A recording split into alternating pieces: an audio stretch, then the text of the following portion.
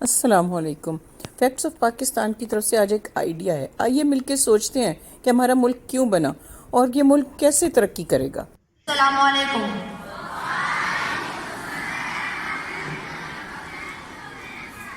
میرا وطن پاکستان دنیا کے نقشے پر ایک خوبصورت وجود میرے محسن رہنما قائد اعظم محمد علی جناح کی قیادت میں میرے آباء و اجداد نے یہ وطن 14 اگست 1947 کو حاصل کیا۔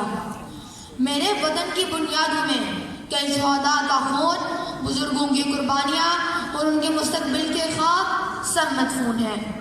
قائد اعظم نے ایک طویل اور صبر آزما محنت کے بعد اسے ہندوؤں اور انگریزوں کے ظالم شکنجے سے چھینا اور اپنی صحت کو داؤ پر لگا کر اس مشن کی تکمیل کی۔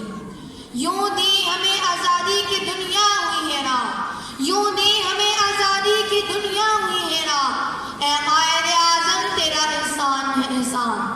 تو میرے ہم مکتب ساتھیوں، قصہ کچھ یوں ہے کہ ہندوؤں کے ساتھ رہتے ہوئے مسلمانوں کو اپنے مذہب اسلام پر عمل کرنے میں دشواریاں پیش آ رہی تھی۔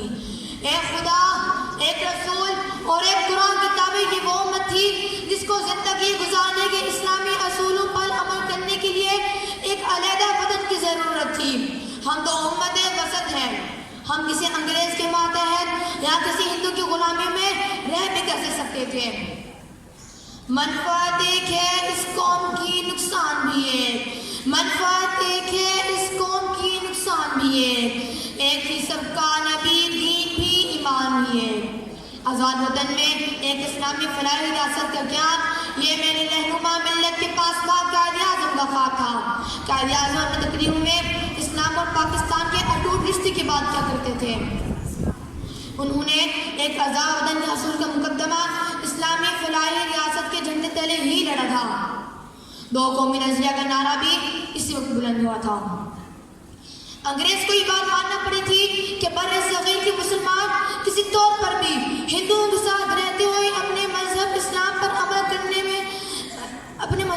پر عمل نہیں کر سکتے، اور یوں ہمارا وطن اسلامی جمہوریہ پاکستان کی بنیاد کم و بیش ریاست مدینہ کی بنیاد سے مختلف نہ تھی۔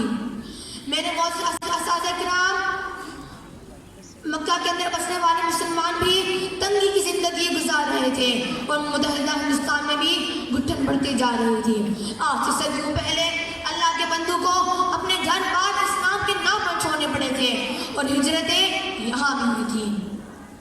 اس زمانے کے مسلمان بھی مکمل اسلامی نظام نافذ ہونے کا خواب سجا کر مدینہ میں داخل ہوئے تھے، اور ہمارے آباء و اجداد بھائی اپنے قائد کی قیادت میں اپنے ملک پاکستان کے اندر پاک لوگوں کی رہنے کی جگہ پر رہنے اور بسنے کے لیے آئے تھے۔ لیکن افسوس آج 3 دہائیاں گزرنے کے بعد ہم اس حال پر کھڑے ہیں کہ ہم اپنے قائد سے نظر ملانے کے مجاز نہیں رہ گئے۔ شاید آج قائد اعظم کی روح بھی بے چین ہو۔ تو بھی دیکھے تو ذرا دیر کو پہچان نہ پائے، تو بھی دیکھے تو ذرا دیر کو پہچان نہ پائے، ایسی بدلی کوچے کی فضا تیرے بعد۔ اور تو کیا کسی پیمان کی حفاظت ہوتی، اور تو کیا کسی پیمان کی حفاظت ہوتی، ہم سے خاص سنبھالا نہ گیا تیرے بعد۔ ایک آزاد وطن میں ایک اسلامی فلاحی ریاست بنانا، یہ ہمارے قائد کا خواب تھا۔ میرے ہم وطن ایک نبی کی امت ہونے کا دعویٰ تو کرتے ہیں، لیکن فرقوں اور مذہب کے نام پر ایک دوسرے کا بالکل ایک دوسرے کا نقصان کرتے ہیں، جو کہ اچھی بات نہیں۔ ہمیں اپنے ملک کی ترقی کے لیے مل کے کام کرنا ہے اور اس کو آگے بڑھانا ہے۔ ملک کی بے روزگاری کچھ دنوں میں ٹھیک ہو سکتی ہے اگر 3 لوگ اپنی ذمہ داری ادا کریں۔ پہلی بات حکومت کہ وہ باہر کے ملکوں میں ایگریمنٹس کرے کہ ہماری زیادہ سے زیادہ لیبر کو وہاں پر جابز دی جائیں گی۔ دوسری بات، اگر یہاں کے ینگ بچے نئے نئے سکلز سیکھیں جن کی باہر ضرورت ہے، اس لسٹ کو دیکھیں باہر کے ملکوں میں کن چیز کی ضرورت ہے، وہ سکل سیکھیں اور یہاں پر اپنے آپ کو انرول کرائیں اور باہر جائیں، خدمت کریں، ریمیٹنس کمائیں، بجائے اس کے کہ وہ یہاں پر فارغ بیٹھے ہیں اور بے روزگاری کا رونا رو رہے ہیں۔ اور ہمارے بڑے بزرگ جو اس چیز کو ریئلائز کریں کہ انہوں نے ان بچوں کو گائیڈ کرنا ہے، انہیں فائنینس کرنا ہے تاکہ وہ سکلز سیکھ سکیں، اور پھر ان کو مدد کرنی ہے کہ وہ اپنے آپ کو ایڈجسٹ کر سکیں۔ ملک میں جتنی جابز ہیں ضرور حاصل کریں، مگر اگر آپ کو راستہ یہاں نہیں مل رہا تو باہر جا کر جاب کریں، سکل سیکھیں اور اپنے آپ کو کارآمد بنائیں، اس ملک کے لیے کمائیں اور اپنے ملک کو اچھا کریں۔ یہ ملک آپ کا ہے، آپ کا ماں باپ ہے، آپ کے آباء و اجداد کی سرزمین ہے، آپ کے ماں باپ کی طرف سے دیا ہوا ایک تحفہ ہے آپ کو، اس کی عزت کریں۔